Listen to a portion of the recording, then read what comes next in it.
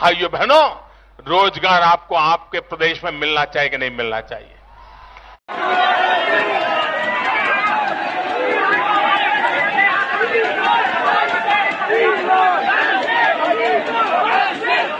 उत्तर प्रदेश के मुख्यमंत्री और केंद्र में बैठे मोदी जी के नींद को हराम करने वाला माँ बाप के साथ बैठ करके रूखी सूखी रोटी खा सके, ये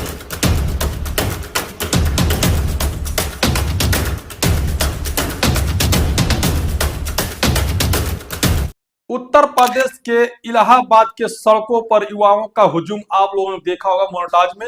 लेकिन आखिर क्यों सड़क पर उतर पड़े ये बताऊंगा मैं। बहुजन समाज पार्टी के सुप्रीमो भानु कुमारी मायावती किसके ऊपर हमला बोल दिए भी बताऊंगा। उधर चंद्रशेखर रावण ने भी युवाओं के समर्थन में अपना ट्विटर के माध्यम से सहयोग कर दिया, वो भी बताऊंगा। इससे पहले मैं अपना परिचय देता हूं कि मेरा नाम गिरिजा प्रसाद और आप देखना शुरू कर चुके बदलते भारत। बदलते भारत की कोशिश रहती है कि उस हर घटना को दिखाया जाए जो देश हित में, जो देश के युवाओं के हित में, या फिर यहाँ किसानों के हित में, या जो भी लोग हैं जो दबे कुचले हैं उनके हित में हो, उनकी आवाज उठाने की कोशिश की जाती है बदलते भारत की प्लेटफॉर्म से। तो मैं बदलते भारत की कोशिश है यही, और बदलते भारत में मैं दिखाने की कोशिश कर रहा हूं। एक एक करके मैं तस्वीरें बताऊंगा, वो बातें बताऊंगा जो आपको मेन स्ट्रीम मीडिया छुपा के रखता है। तो चलिए खबर बता रहा हूं मैं। उत्तर प्रदेश के इलाहाबाद के सड़क पर युवा जो हुजूम आपने देखा होगा मोर्टाज में, वो हुजूम कोई मामूली हुजूम नहीं है। ये कोई सड़क छाप का हुजूम नहीं है। यह कहूं तो उत्तर प्रदेश के मुख्यमंत्री और केंद्र में बैठे मोदी जी के नींद को हराम करने वाला है। ये वही युवा हैं जो 2014, 19 और 24 में रोजगार की बात करते करते थक गए मोदी जी, लेकिन रोजगार उनको नहीं मिला। ये वही युवा है जो हर साल उनकी पेपर लीकेज हो जाता है। ये वही युवा है जो कहीं ना कहीं उनकी उम्र निकलती हुई जा रही है, जिसको लेकर के युवा इलाहाबाद के सड़कों पर उतर गए हैं। बहुजन समाज पार्टी के सुप्रीमो भानु कुमारी मायावती जी ने और तमाम तरह की जो परीक्षाएं हैं उसमें लीक हो जाना कहीं ना कहीं सरकार को एक संदेहशील साबित करती है, उन्होंने ट्विटर के माध्यम से कहा। और सही समय पर परीक्षा न करना यह भी कहीं ना कहीं सरकार को एक चेतावनी है। यूं कहूं तो एक दिन जो परीक्षा को लेकर के मोदी ने कहा कि जो 2 दिन परीक्षा हो रहा है उस परीक्षा को एक दिन क्यों नहीं हो रहा है। चुनाव एक दिन में हो जाता है, कहीं ना कहीं परीक्षा क्यों नहीं, क्या उनके लिए जगह नहीं है? यह कहीं ना कहीं सरकार को एक संदेशशील लगती है, जिसकी वजह से युवाओं में काफी आक्रोश है। ये वो वही हुआ है जो कभी इनके ऊपर फूल बरसाया जाता था कांवर के वक्त, कुंभ का मेला के वक्त, तो क्या इनके ऊपर लाठियां क्यों बरसाई जा रही है?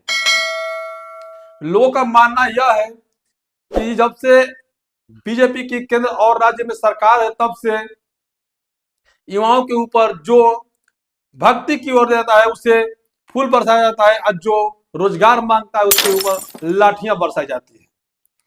तो क्या अब इलाहाबाद की सड़कों पर लाठियां बरसाएंगी सरकार? ये वो है कि बटेंगे भी नहीं, कटेंगे भी नहीं, और दिन रात एक डटेंगे और अपनी हक अधिकार के लिए लड़ेंगे। ये वो युवा है। ये चंद्रशेखर रावण ने ट्वीट कर एक्स के माध्यम से कहा कि ना तो बटेंगे, ना तो कटेंगे, और ना तो रोजगार लिए बिना हटेंगे। ये वही युवा है।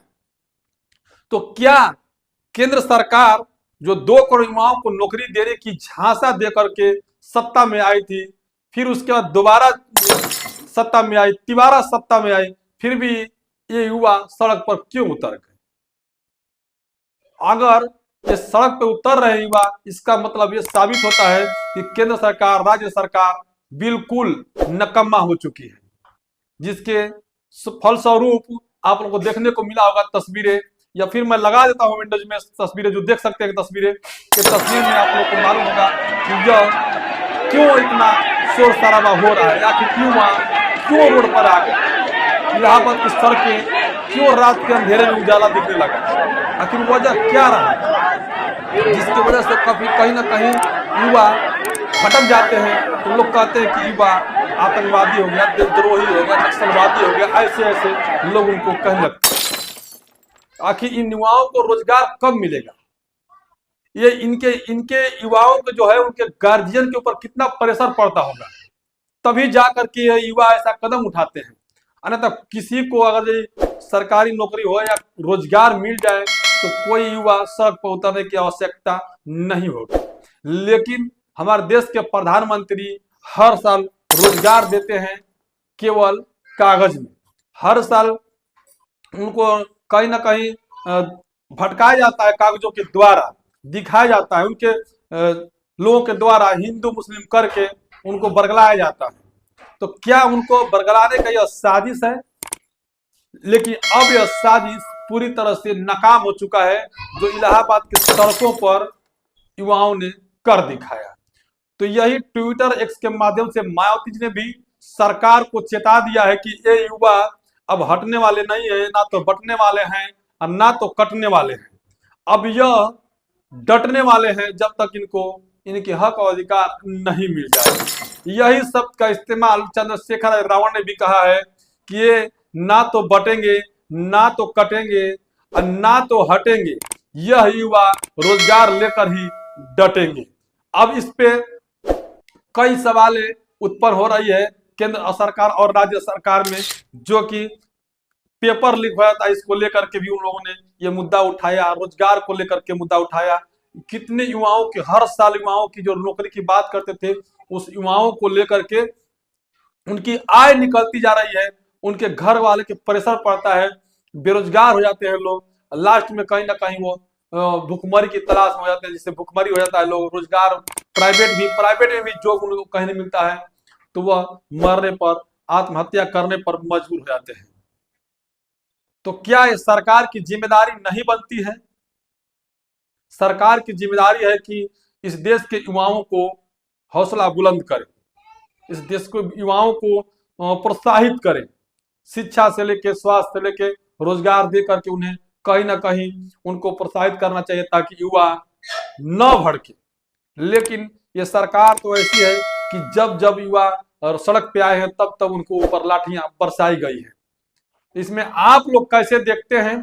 ये जो इलाहाबाद के सड़क पे जो युवा उतरे हुए हैं, इनको आप कैसे देखते हैं? कमेंट कीजिएगा। बदलते भारत को मजबूत बनाने के लिए चैनल को सब्सक्राइब कीजिएगा, वीडियो को ज्यादा से ज्यादा लोगों तक शेयर कीजिएगा, ताकि बदलते भारत को मजबूत किया जा सके और ऐसे सड़क की आवाज को बदलते भारत में दिखाने की कोशिश की जा सके। पूरा वीडियो बनाने के लिए धन्यवाद।